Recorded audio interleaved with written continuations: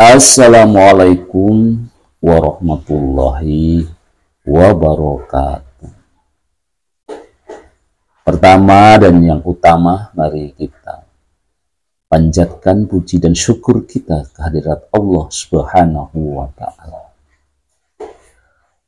yang terus memberikan nikmatnya kepada kita semua, dan nikmat yang tentu harus terus kita syukuri adalah nikmat iman, nikmat Islam, nikmat sehat, dan nikmat waktu luang.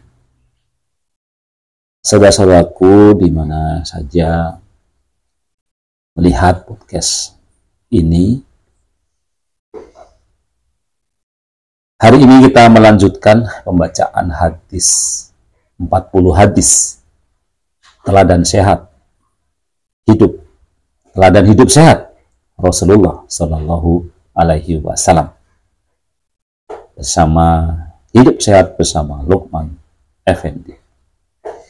Di hadis yang ke-37, hadis ini menjelaskan tentang larangan berobat dengan barang-barang najis. An Abi Hurairah qala naha Rasulullah sallallahu alaihi wasallam anid dawa'il khabith. Dari Abu Hurairah, Rasulullah sallallahu alaihi wasallam melarang berobat dengan barang-barang kotor, barang-barang najis. Hadis riwayat Abu Daud, At-Tirmizi, dan Ibnu Majah.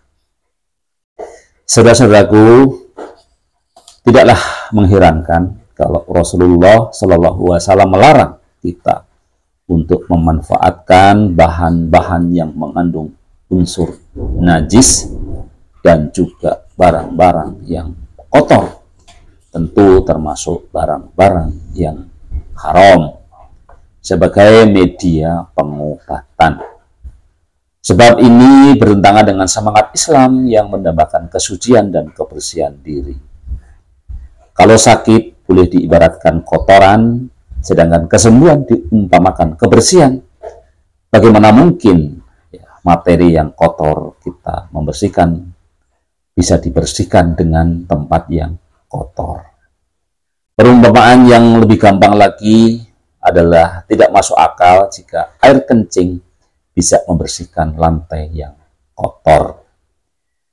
Sebagai Islam yang menjunjung tinggi kejernihan dan kesucian berdampak pada dilarangnya penggunaan materi-materi yang mengandung unsur najis. Karena bisa jadi bahan obat-obatan itu justru memperparah penyakit. Hal ini jelas tidak diinginkan. Lantas apa yang disebut barang kotor dan dalam hadis di atas?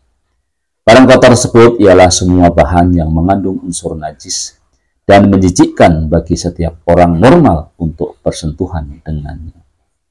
Di samping itu, tidak diperkenankan berobat dengan segala sesuatu yang diharamkan, seperti komer misalnya, dan juga barang-barang yang lain. Alam semesta yang membentang elok ini menyimpan potensi pengobatan yang sangat kaya, yang tidak akan pernah habis dikeruk, yang tidak akan pernah habis kita gali oleh manusia sepanjang hayatnya. Jadi wajar jika barang-barang yang kotor, yang najis itu dilarang, karena begitu banyak barang-barang yang halal sudah disiapkan. Sebab persediaannya sangat melimpah, semua bahan ini dapat dipergunakan untuk menjaga kesehatan sekaligus menyembuhkan penyakit. Sehingga tidak perlu kiranya seseorang berpindah pada obat yang berbahan dasar najis. Sebagai kesimpulan, semua bahan-bahan utama obat bersumber pada hamparan flora dan fauna yang ada di sekitar kita. Oleh sebab itu, ia menjadi mata air obat-obatan yang tidak akan pernah kering. Tinggal bagaimana cara manusia mengolahnya semaksimal mungkin dan mencari bahan-bahan dasar yang berasaskan kesucian. Meskipun demikian, bukan berarti Islam menutup rapat-rapat peluang pengobatan berbasiskan bahan kotoran atau najis.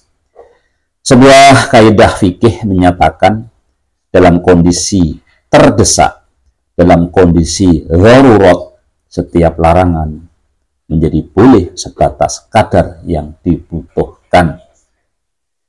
Tegasnya, kalau ada orang sakit dan tidak menemukan obat yang bisa menyembuhkannya, maka ia diperbolehkan untuk memakai bahan-bahan yang diharamkan, bahan-bahan yang najis, bahan-bahan yang kotor, tentu dengan kadar cukup dan tidak berlebihan. Artinya sekedar cukup menambal lubang penyakit tersebut.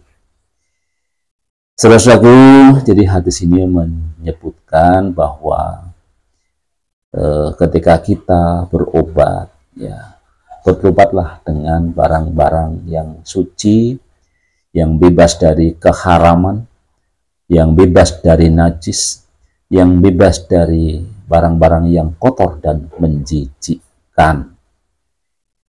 Tetapi selalu Islam punya solusi dalam konteks darurat, dalam konteks darurat, dalam konteks kondisi keterpaksaan, maka segala yang dilarang, yang diharamkan, yang dinajiskan, yang jijik dan kotor dalam batas tertentu masih juga diperbolehkan.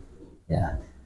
Nah, seberapa jauh itu diperbolehkannya, saya kira ini nanti ilmu pengetahuan yang akan mengembangkan itu, dan kita memang harus terus belajar, dan kita harapkan juga terus terjadi penemuan-penemuan terhadap barang-barang ya sekiranya memang ada barang yang lebih bersih, yang lebih halal, ya, yang lebih tidak menjijikkan, ya maka gunakan itu. Ya.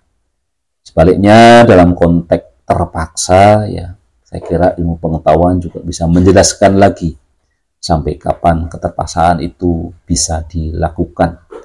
Tentu selalu ada batas waktu, ada batas kuantitasnya, yang itu tentu harus kita konsultasikan kepada para ahli-ahli di bidang itu, yang juga terus mengembangkan ya, batas-batas toleransi yang diperbolehkan. Jadi istilahnya harus ada ilmunya, jangan asal, jangan ngawur, jangan berdasarkan pendapatnya sendiri.